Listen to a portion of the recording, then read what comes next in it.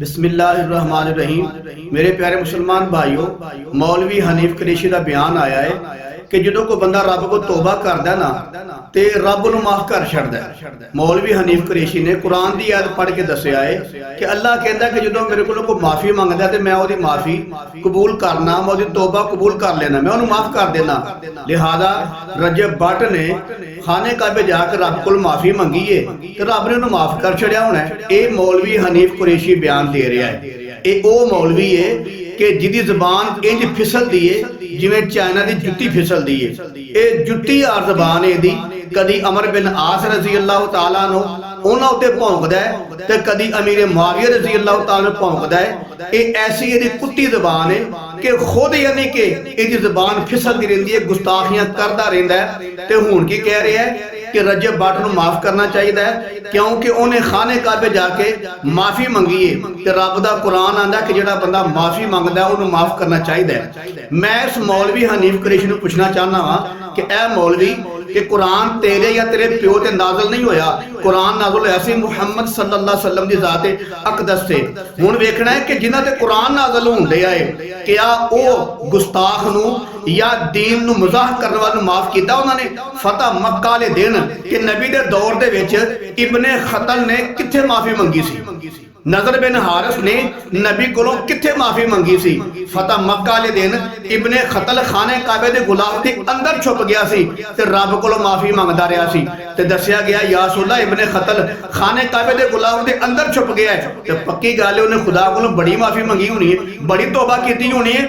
नबी सल्लम ने फरमाया नहीं, इनू माफ नहीं करना, इनू खाने काबे दे गुलाफ दे अंदर ही कतल कर दवो। कि सहाबा कराम ने उन्होंने खाने काबे दे गुलाफ दे विच ही कतल कर छड़िया सी। ते दूजा बंदा ही नज़र बिन हारिस, वो भी खाने काबे दे गुलाफ से लिपट गया ही। तो पक्की गल है उन्हें रब को बड़ी तौबा की होनी, बड़ी माफी मंगी होनी है। नबी सल्लम पता लगा अल्लाह के पैगंबर ने फरमाया कि इनू खाने काबे दे गुलाफ दे कोल ही कतल कर दवो। हालांकि नबी सल्लम को नहीं सी पता माज़ अल्लाह कि रब दा कुरान पे आंदा है कि जो कोई बंदा खुदा को माफी मंगे खुदा उन्हें माफ कर देंदा है ते सानू भी माफ करना चाहिए। तेनू अज पता लग गया कुरान दी आयत दा क्या अल्लाह दे पाक पैगंबर सल्लल्लाहु अलैहि वसल्लम उन्होंने को नहीं पता लगा कुरान दी आयत दा कि अल्लाह कह रहा है कुरान दे अंदर कि जेड़ा माफी मंगे मेरे को तौबा करे मैं उन्हें माफ कर छड़ना, लिहाजा बंदे नूं माफ करना चाहिए।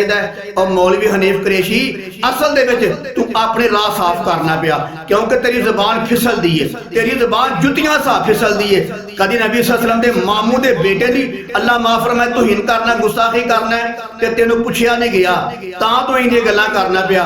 ते कदी तू अमीर मुआविया रज़ी अल्लाह तआला उन्होंने भौंकना है ते तां तू यानी कि अपना दिफा करना है क्योंकि तेनू ये गुमान है पता नहीं मेरे कोलों कदों गुस्ताखी होई नहीं सहाबा कराम दी ते लिहाजा मैं अपनी राह साफ करा कि जनाब अगर कोई अल्लाह कोलों माफी मंगे तो उन्होंने माफ करना चाहिए। असल च तेनू अपनी जुबान ते तमाद नहीं, तू ते मौलवी तारक मसूद दोवें तुसीं इक्को लड़ी दे हो और इक्को तुहाडी नानी है दोवां दी। तुहाडे कोल गुस्ताखियां भी होंदियां ने ते बाद च माफियां मंगदे हो। असल च तुसीं रजब भट्ट दी हमायत करके असल तुसीं अपना राह साफ करना चाहते हो क्योंकि तुहानू पता है कि पता नहीं साडे कोलों कदों किसी सहाबी दी गुस्ताखी हो जानी है। लिहाजा असीं इह गल करिए कि जनाब जिहड़ा बंदा खुदा को तौबा करदा ना उन्होंने माफ करना चाहिए। असल च तुसीं अपना राह साफ कर दिओ पे ताकि जो असीं कल नूं गुस्ताखी करिए तो लोगों सामने यही गल आवे कि जिहड़ा बंदा खुदा कोलों माफी मंगे उन्होंने माफ करना चाहिए। मौलवी साहब याद रखो जिन्हां लोगों को नबी सल्लल्लाहु अलैहि वसल्लम ने खाने काबे दी गुलाफ दे अंदर ही मारन दा हुक्म दिता सी ना, उन्हां दा एक गुनाह ये सी कि वह नबी दी गुस्ताखियां करते हैं, दूजा गुनाह यह सी कि वह कुड़ियां नचांदे सन, कंजरियां नचांदे सन। ते नबी ने फरमाया नहीं, हालांकि तौबा ने बड़ी की सी, खाने काबे दे गुलाफ में चिमट के रब दे घर खलो के तौबा की सी। नबी ने फरमाया नहीं इन्हों कतल कर छड़ो। ते तू अज कह दिया जेड़ा खाने काबे जाके तौबा करे माफी मंगी खुदा नूं माफ कर छड़दा है। क्या तेनों उस मसला पता नहीं कि जिस बंदे दी गुस्ताखी होवे अगर वह जिंदा होवे ओदी मर्जी माफ कर दे ते माफी हो जाती है, ਲੇਕਿਨ ਜਦੋਂ ਉਹ ਫੌਤ ਹੋ ਜਾਂਦਾ ਹੈ ਜਾਂ ਦੁਨੀਆ ਤੋਂ ਪਰਦਾ ਫਰਮਾ ਜਾਂਦਾ ਹੈ, ਫਿਰ ਵਰਾਸਾ ਜਿਹੜੇ ਹੁੰਦੇ ਨੇ ਉਹਨਾਂ ਦੀ ਮਰਜ਼ੀ ਮਾਫ ਕਰਨ ਜਾਂ ਨਾ ਕਰਨ, ਫਿਰ ਉਹਨਾਂ ਦੇ ਮਾਫੀ ਤੇ ਗੱਲ ਮੁੱਕਦੀ ਏ। ਤੇ ਜਿਹੜੇ ਉਲਮਾ ਨੇ ਇਹ ਨਬੀਆਂ ਦੇ ਵਾਰਿਸ ਨੇ। ਤੇਰੇ ਇੱਕ ਮੌਲਵੀ ਦੀ ਗੱਲ ਨਹੀਂ ਮੰਨੀ ਜਾਣੀ। ਜੀ ਹਾਂ, ਸਾਰੇ ਆਲਮੀ ਦੀਨ ਕਹਿ ਰਹੇ ਨੇ ਜਿਹੜੇ ਨਬੀ ਦੇ ਵਾਰਿਸ ਨੇ ਕਿ ਇਹਨੂੰ ਮਾਫ ਨਹੀਂ ਕਰਨਾ ਚਾਹੀਦਾ। ਅਗਰ ਇਹਨੂੰ ਸਜ਼ਾ ਨਹੀਂ ਮਿਲੇਗੀ ਤੇ ਕੱਲ ਨੂੰ ਅਗਲਾ ਗੁਨਾਹ ਕਰੇਗਾ, ਅਗਲਾ ਬੰਦਾ ਗੁਸਤਾਖੀ ਨਬੀ ਦੀ ਕਰੇਗਾ, ਫਿਰ ਲੋਕੀ ਇਹ ਹੀ ਕਹਿਣਗੇ ਨਾ ਕਿ ਜਨਾਬ ਅਗਰ ਰਜਬ ਭੱਟ ਨੂੰ ਮਾਫ ਕੀਤਾ ਗਿਆ ਫਿਰ ਇਹਨੂੰ ਵੀ ਮਾਫ ਕੀਤਾ ਜਾਵੇ। ਮੇਰੇ ਨਬੀ ਦੀ ਐਡੀ ਕੀਮਤੀ ਜਾਨ ਹੈ ਕਿ ਅਗਰ ਸਾਰੀ ਦੁਨੀਆ ਦੇ ਮੁਸਲਮਾਨ ਇਕੱਠੇ ਹੋ ਕੇ ਮੇਰੇ ਨਬੀ ਦੇ ਪਿੱਛੇ ਸ਼ਹੀਦ ਹੋ ਜਾਣਾ ਤੇ ਅੱਲਾਹ ਤਾਲਾ ਸਾਰੇ ਮੁਸਲਮਾਨਾਂ ਦਾ ਮੁੱਲ ਪਾੜੇਗਾ।